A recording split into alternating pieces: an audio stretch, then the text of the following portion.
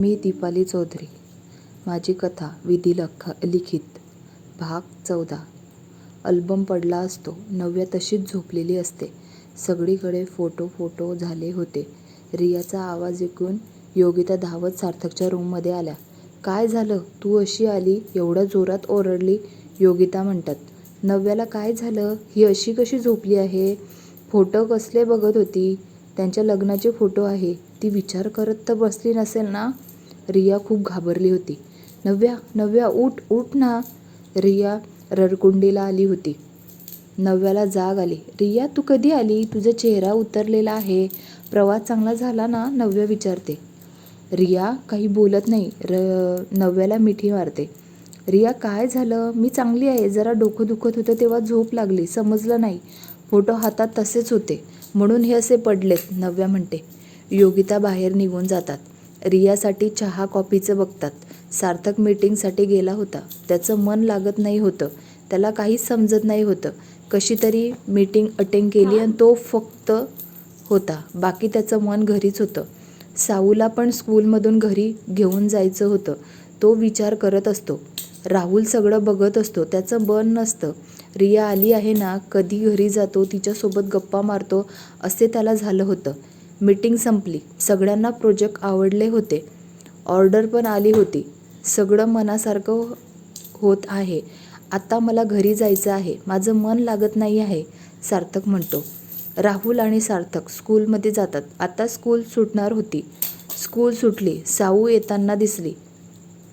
तिला सार्थक दिसतात डॅडी करत ती धावत सार्थकजवळ गेली. साऊ बच्चा, असं नाही धावत यायचं. लागलं असतं ना, पडली असती. मी इथंच होतो ना, सार्थक तिला समजावतो. सॉरी डॅड, आता नाही असं करणार. मला तुम्हाला सगळं सांगायचं होतं. स्कूलमध्ये काय झालं, किती फ्रेंड झाले. साऊ म्हणते. आपण घरी जाऊन बोलू. तुझ्यासाठी सरप्राईज आहे, सार्थक म्हणतो. काय आहे सरप्राईज? साऊ म्हणते. ते घरी गेल्यावर कळेल. आता गाडीत बस, सार्थक म्हणतो. गाडीत बसते. घरी जायला निघतात. ही कोण आली मध्ये?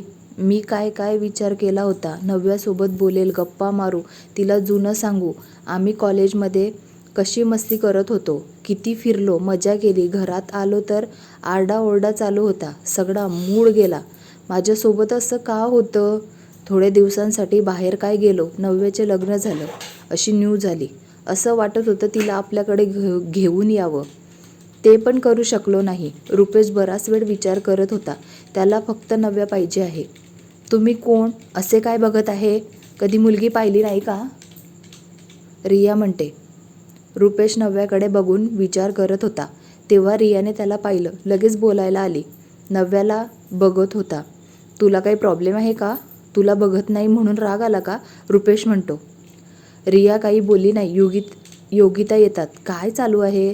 रिया, हा रुपेश शारदा मावशीचा नातू आहे, योगिता म्हणतात. हा रुपेश आहे तर सायको वाटतो. नव्याकडे कसा बघत आहे म्हणून त्याच्यावर राहुल आणि सार्थक चिडतात. सार्थक आणि राहुल. साऊ येतात. साऊला समोर रिया दिसते. तिला खूप आनंद होतो. ती ओरडतच रियाजवळ जाते. माऊ, तू येणार होती, सांगितलं का नाही? साऊ म्हणते.